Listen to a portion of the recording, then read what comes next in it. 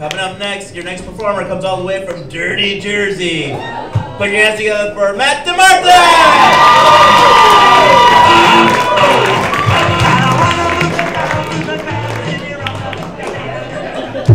Good start. Hey everyone, I'm Matt. How's everyone doing? So it's the Christian season of Lent, a time of year when a lot of people give up a lot of luxury. And I was talking to my grandmother recently, and she said to me, Matthew, I'm giving up Facebook for Lent. I just don't do it right. I'm like, what are you even talking about? You know, my grandmother on Facebook is kind of like that drunk friend that comments and posts on everything at 4 a.m. It doesn't matter what it is, like teeth whitening ads. I love it, love it, love it. And you know, it's really funny because most of the time her status update is just the names of people she's searching. So it's kind of like Ginger Reed is Anthony Poveromo. And it's great, I love it. I mean, recently my sister, who's college age, was tagged in a photo from college with a bunch of her girlfriends, dressed like sluts, just like wearing like cleavage, and you know, drinking at a keg party. And all of a sudden, I see my grandma comments on it, and she's like, "Hi, my cutie patootie honey bunny, I love you. Are you drinking?" And then Laura responds, and she's like, "What? Like, what are you even saying?" And then she writes back, "Why is everyone on Facebook hold red cups? I don't understand that." So after that, a friend of mine posted one of those viral video memes, things that hipsters say, on my wall, right? So I watched it, I laughed, it was alt, it was ironic, all that good stuff, I laughed. And then after I see it says Ginger Reed, like, and I'm like, what does that even mean? So I kind of look back at the post and she comments and she writes, Matthew, my mother, she had a hipster too. And I was like, it would take me so long to explain what that meant, but it's things that hip replacements say. Let's go with that. So it's really interesting on Facebook, but you know, I have a interesting relationship with her, and one thing she's noticed with being on Facebook is that every time she writes a question, she qualifies it with FMI, which stands for my information. So when she asks you a question, she wants you to know it's for me. And I couldn't understand where it came from, and I asked her, and there's a combination of for your information and fuck my life. Which I think is genius. But you know, my grandmother's great. I mean, she's 78 years old, she loves wearing turquoise sweatsuits, making chicken cutlets. I mean, she's the best. I mean, we have so much in common, though. You know, she grew up in the Depression. I grew up in depression. So we've always had that, and I think we'll always have that. I don't think that's going away anytime soon. But, you know, the one thing about her that's interesting is she's an Italian grandmother. Are there any other Italian grandmothers here? Probably just one, right? Love of my life.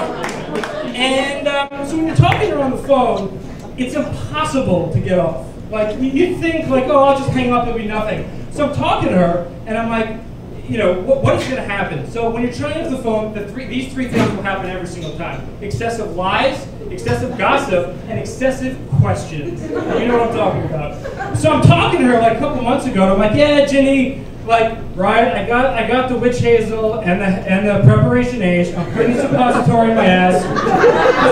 This is a really, really bad situation, but I'm done talking about it. And she's like, I get it. I'm like, I gotta go. She's like, oh. I'm like, come on, we can talk about hemorrhoids tomorrow. She's like, okay. I'm like, all right, I gotta go. I love you. She's like, wait. There's always wait. I'm like, what is gonna happen?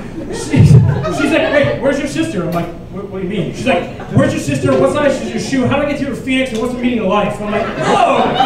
That's a lot of questions.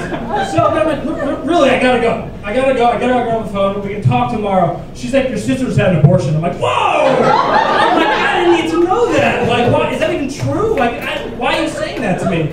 So I'm like, seriously, I gotta go. I'll talk to you tomorrow. She's like, I'm pregnant. I'm like, you're 78 years old. You're not pregnant, and I have to get off the phone.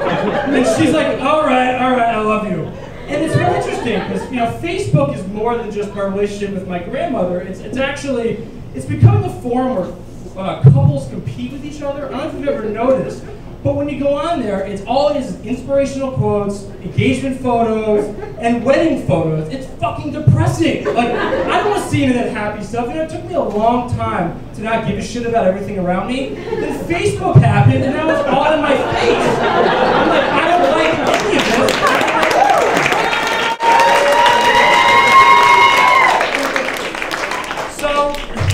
So a friend of mine, this girl, recently put a photo up of 200 roses, a 200-rose bouquet that her boyfriend got her for their anniversary. And my initial reaction was like, one, I don't give a shit, and two, I'm like, my initial reaction was I didn't comment, is like, really? Like, he's cheating that bad? Like, 200 roses? Like, there's definitely a correlation between, you know, quality of gift and infidelity, like, every time. So, but anyway, I love Facebook. It's actually kept me. I'm in a long-distance relationship. My girlfriend's here today. She's all the way here from Boston. And I'll tell you something. Like, long-distance relationships, they really force you to do a lot of the things you don't want to do in person, just over the phone, like talking. And I found myself. I'm coaching her through her PMS attacks 60 hours a week, and I get sex once a month. And I'm like, this is not adding up. I don't like it. But we've actually found a great way to connect. We've actually been using the Wheel of Fortune iPad app. I don't think I've used it. No, I'm dead serious, and it's been great. It's been good for a couple reasons. One is that it gives her attention, which is the most important. Two, it's actually a real connection between us. And three, it's a way for us to do something without me having to listen to her talk about her coworkers. Which is really important. But seriously, all in all, it's just enough to stay in a relationship on Facebook, which ultimately gets a comment from my grandmother that says, Andrew Hader.